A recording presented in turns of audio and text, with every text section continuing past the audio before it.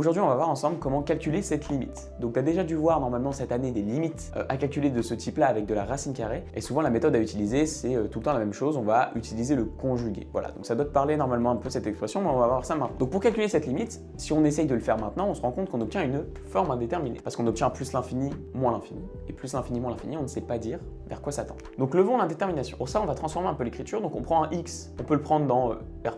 On va regarder un peu notre expression. Et en fait, ce qu'on va faire, c'est que la méthode à utiliser dans ce genre de cas, c'est toujours de multiplier par le conjugué. Mais du coup, si on multiplie par le conjugué, comme on veut conserver l'égalité, on va diviser par le conjugué également. C'est quoi le conjugué d'une expression?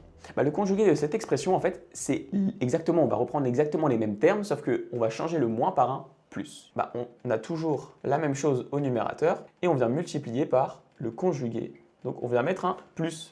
Mais du coup, je fais la même chose au dénominateur. Et voilà. Et c'est intéressant parce que qu'est-ce que je viens de faire apparaître au numérateur? Je viens de faire apparaître un truc de la forme a moins b facteur de a plus b.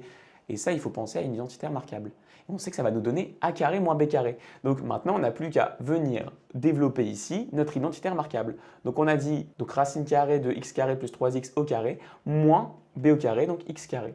Le tout toujours sur notre racine carrée ici. Et du coup, notre racine carrée va se simplifier, donc ça c'est top. On va se retrouver finalement avec 3x sur racine carrée de x carré plus 3x plus x. Ok, maintenant si on analyse un peu, si on fait tendre x vers plus l'infini, on a toujours un problème parce qu'au numérateur, j'obtiens plus l'infini et au dénominateur, j'obtiens plus l'infini. Donc j'ai toujours une forme indéterminée. Donc là, l'idée maintenant, ça va être de factoriser par x. Au numérateur, pas de souci. En revanche, au dénominateur, c'est plus compliqué parce qu'on a une racine carrée. Mais pas de problème, on peut quand même factoriser déjà dans notre racine carrée par x carré. Eh bien, j'obtiens ici, si je factorise par x carré, donc j'obtiens 1 plus 3 sur x. Donc pour l'instant, j'obtiens ça. Et là, je vais essayer de sortir mon x carré de ma racine carrée parce que je sais que racine carrée d'un produit est égal au produit des racines carrées. Donc c'est ce que je vais essayer de faire, sauf qu'il faut bien se poser la question de se dire, attention, quand je sors comme ça un x carré d'une racine, qu'est-ce que j'obtiens?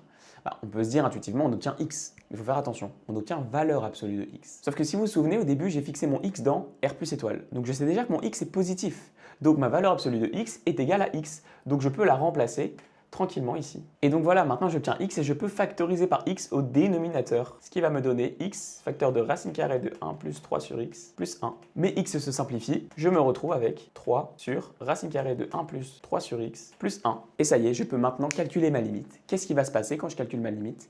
Eh bien, au numérateur, j'ai 3, pas de souci.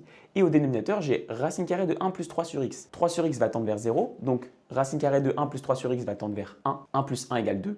Donc finalement, ma limite tend vers 3 demi quand x tend vers plus l'infini. Donc voilà la limite qu'on devait trouver dans la vidéo précédente. Donc voilà, pour finir, je vous ai réécrit ici le résultat final. Donc la limite quand x tend vers plus l'infini de racine carrée de x carré plus 3x moins x est égale à 3 demi.